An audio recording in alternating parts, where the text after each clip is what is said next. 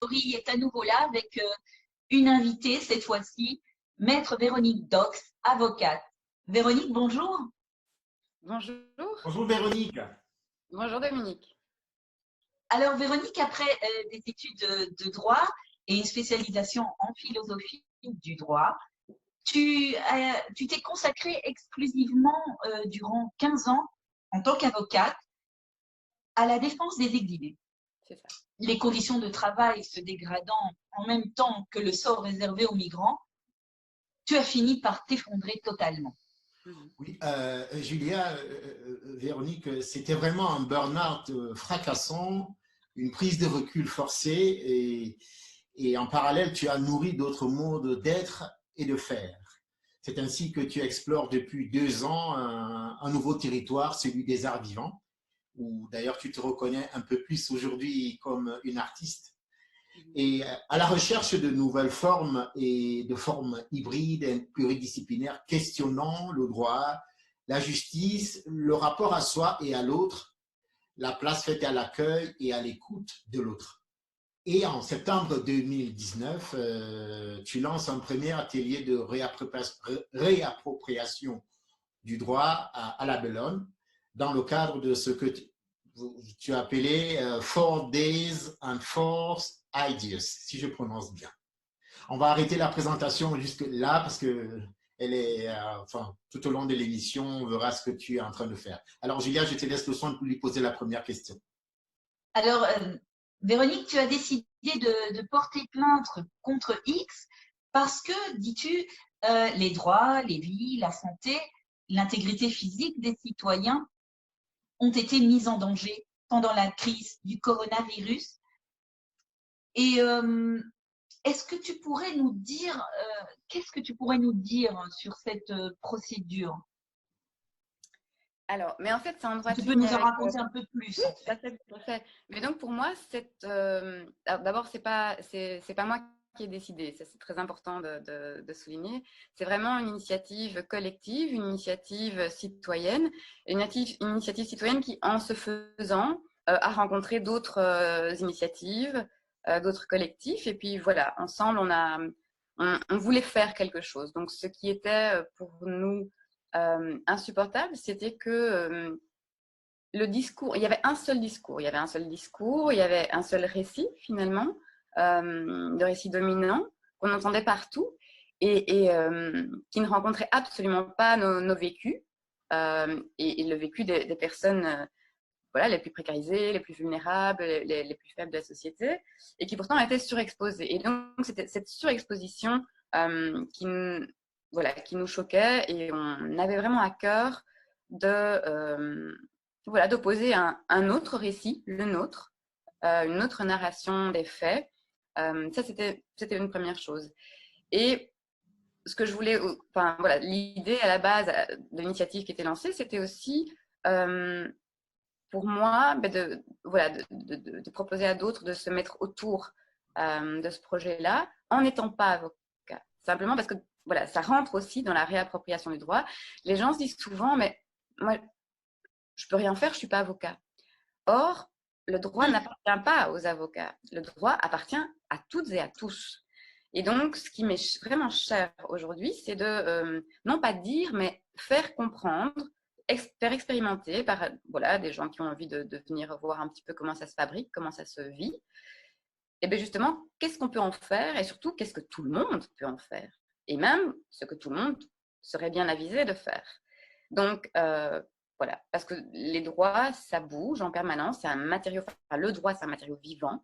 Alors, le droit, c'est une fiction, c'est un récit, c'est un matériau, voilà, comme je disais, vivant, qui bouge en permanence en fonction de la société, de l'état de la société et des rapports de force aussi de la société. On ne le dit malheureusement pas, mais le droit est profondément politique.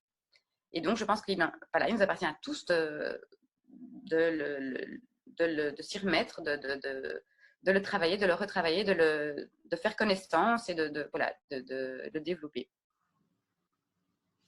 Alors, vous dites dans cette procédure, hein, vous, le collectif, qu'il s'agit de créer un rapport de force et de mettre la pression pour un changement de société. Mais quand on regarde tel que nous sommes partis, Quand on regarde comment le monde de l'entreprise réagit après la crise sanitaire, on est reparti sur le même paradigme, c'est-à-dire l'argent. Alors forcément, votre démarche ne serait pas utopique. L'utopie, c'est quoi? Et le droit, c'est quoi? Je disais, le droit, c'est une fiction. C'est une fiction, c'est finalement dans quelle société on veut vivre, hein, et voilà, on écrit des règles. On fabrique des règles, on veut vivre dans telle société, on fabrique telle règle. On veut vivre dans une autre société, on fabrique d'autres règles. Qui fabrique les règles? Ce sont évidemment les politiciens, mais aussi tout le lobby derrière, dont le lobby des entreprises, etc.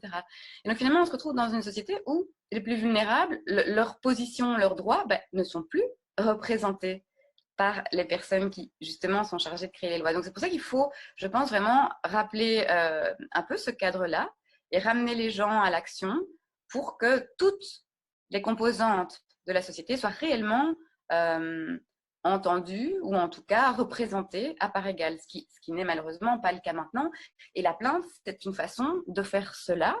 C'est une façon de dire, voilà, quelque part, nous, les petits, nous sommes là. Nous avons payé un tribut plus lourd que les autres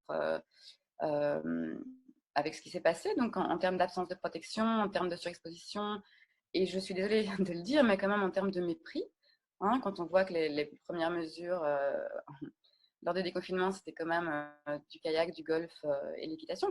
Voilà, il y avait des familles à Anderlecht, à Molenbeek qui vivaient l'enfer. Enfin, voilà. Donc cette plainte, on veut qu'elle soit la plus inclusive possible. Donc vous aurez vu qu'on a une partie sur les personnes âgées, évidemment, sur les personnes soignantes qui ont vraiment payé un très lourd tribut et qui ont été surexposées et complètement abandonnées, en fait. Les personnes âgées, alors que c'était les personnes qu'il fallait le plus protéger, on les a et qui le parquées. sont toujours en ce moment aussi, d'ailleurs. Oui, voilà, et qui le sont toujours. Mais ce qui est absolument choquant, c'est cette espèce finalement de mépris pour tout un pan de la population. Voilà, personnes âgées, mais personnes sans abri. Moi, j'ai été extrêmement choquée de voir comment ces personnes ont été traitées. Certaines communes ont réquisitionné des hôtels, mais d'autres pas. Et puis, voilà, je ne sais pas vous, mais en tout cas, moi, je croisais régulièrement des personnes sans abri qui avaient soif, qui avaient faim, qui ne savaient pas où aller et qui étaient chassées par la police. Ce sont des choses qu'on ne peut pas accepter. Pas comme moi, en tout cas, je ne peux pas accepter. Ça m'a valu d'ailleurs un PV sanction administrative, mais c'est une autre histoire. Mais voilà, et donc c'est ça qu'on veut porter. Hein, donc, le collectif Santé en lutte, qui est un des collectifs qui porte la plainte, voilà, c'est aussi ça qu'ils veulent porter. C'est eux, plus alors pour eux dans le cas des soignants. Mais il y a d'autres secteurs qui sont représentés. Je disais, les personnes âgées, mais aussi les personnes handicapées, les personnes sans abri, les personnes sans papier ou les demandeurs d'asile. On a un gouvernement qui décide tout à fait illégalement de ne plus enregistrer les demandes d'asile. C'est une obligation comme celle que nous avons de payer nos impôts. Alors pourquoi est-ce que nous, et qui est très bien, hein, il faut payer des impôts pour pouvoir avoir des services publics qui fonctionnent pour tous. Mais alors voilà, pourquoi quand des institutions se permettent de violer la loi allègrement, et ce n'est pas un cas isolé, c'est pour ça que je me permets de le souligner, et que d'autres ne sont pas logés à la même enseigne, ce n'est pas juste. Alors concrètement, comment cela va se passer? Julia, si tu permets. Concrètement, ça va se passer comment? Toi, moi, je suis demandeur d'asile, je vis dans un centre comme Bierzé. Concrètement, comment est-ce que je peux me joindre à cette initiative? Quels seront, moi, je ne connais pas vraiment. Comment ça se passe? Mais alors, j'ai aussi été très touchée par ce qui avait été fait en France. Je trouve qu'en France, il y a une culture du débat, il y a une culture un peu du poing sur la table, un peu j'adore ça. Une culture politique qui est quand même, je ne sais pas pourquoi, mais il y a une conscience politique, en tout cas plus développée qu'en Belgique. Et donc, il y avait justement un collectif qui incluait un écrivain, un collectif du secteur médical, donc interurgence, et un avocat militant. Et ensemble, ils ont créé un outil complètement gratuit, un outil en ligne. Ils ont déposé une plainte. Ils ont déposé une plainte avec la constitution de partie civile, et puis ils ont permis à toutes les personnes intéressés de se joindre à la plainte. Et comment ils l'ont fait? Ils l'ont mis en mettant tout simplement en ligne la plainte avec des formulaires à télécharger et que toutes les personnes intéressées peuvent télécharger. Il y a des notices explicatives de comment remplir le formulaire et puis voilà, le déposer pour voilà, se joindre à la plainte. Voilà, donc je me disais que ce serait chouette de faire une petite sœur, finalement, C'est à cette hyper initiative. intéressant et Voilà. effectivement, ce serait vraiment bien d'en faire une petite sœur belge. Voilà. Et Voilà. je viens maintenant à la question suivante, Véronique. Tu as lancé des ateliers d'approbation du droit des étrangers à destination des personnes en situation d'exil, des demandeurs d'asile, des sans-papiers. As-tu le sentiment que tu es entendue, comprise, et que cette matière-là, en fait, le droit belge des étrangers, peut bouger ou s'adapter? Alors, c'est un atelier de réappropriation du droit, hein, parce que les lois, finalement, sont devenues tellement complexes, en particulier en droit des étrangers, ce qui est paradoxal, tellement complexe qu'en fait, le droit est inconnaissable. C'est-à-dire que, à moins d'appartenir à une certaine classe sociale, d'avoir voilà, déjà des compétences intellectuelles, d'avoir des appuis d'amis, avocats, etc., monsieur et madame tout le monde, c'est un peu enfin, c'est illisible. Voilà. Même les spécialistes ont du mal à s'y retrouver. Donc, le fameux adage qui est que nul n'est censé ignorer la loi, ben, finalement, on en arrive aujourd'hui à nul ne peut connaître la loi, ce qui est quand même assez inquiétant. Et voilà. Et puis, on voit en droit des étrangers que ces personnes, enfin, les personnes en tout cas qui ont un droit, c'est vraiment un droit à être protégé, ben, finalement ne le sont plus. On se rend compte que les institutions qui sont chargées et dont c'est l'objet de veiller à protéger ces publics particulièrement vulnérables, traumatisés, etc., eh bien finalement deviennent des machines à briser, des machines à exclure. Et plus globalement, on voit que cette dérive va plus loin, puisque maintenant, on se permet de tirer à bout portant sur un enfant qui ne présente aucune menace. Donc, on voit vraiment comment ce glissement est délétère et comment les prolongements qu'il entraîne sont extrêmement graves et dangereux. Donc, voilà, face à cette inconnaissabilité du droit et cette espèce de confiscation du droit, je trouvais finalement, j'étais un peu frustrée dans ma pratique professionnelle. C'est comme si finalement, je me trouvais dans un bateau qui coule et j'en ai à écoper, à essayer d'écoper avec une cuillère à thé. Évidemment, on s'épuise, enfin, c'est plus possible. Et puis voilà, les réformes ont été telles que les délais de recours sont réduits. Rien que de pouvoir récupérer un dossier est très compliqué. Donc, on est appelé par des personnes dans des situations dramatiques, mais il y a déjà toute une partie finalement qui a été jouée avant qu'on intervienne. Donc, je pense que ce qu'il faut, c'est plutôt, enfin moi en tout cas, ce que j'ai envie de faire, c'est d'aider toutes les personnes à déjà connaître leurs droits, parce qu'en fait, c'est un gros problème. La plupart des personnes qui ont des droits ne connaissent pas leurs droits. Donc, au contraire que ce qui est véhiculé dans les médias, on va dire mainstream, et dans les déclarations des politiques, il y a un non-recours au droit, en fait. Non, les pauvres n'abusent pas du droit, au contraire. Les pauvres, c'est tellement compliqué et c'est devenu tellement cher. Donc, on a les réformes de la justice, du ministre de la Justice, qui a voulu réduire, pour reprendre ces termes, la demande. Et donc, pour lui, comment on réduit la demande? En réduisant l'offre. Donc, en empêchant finalement toute une catégorie de personnes d'accéder à la justice et en empêchant financièrement. Et ça marche très bien, c'est redoutable, c'est très efficace, c'est très intelligent. Donc, il y a toute une série de personnes qui ne savent plus accéder à la justice parce qu'ils n'ont pas les moyens d'y accéder, les moyens financiers, les moyens intellectuels, les moyens d'information, etc.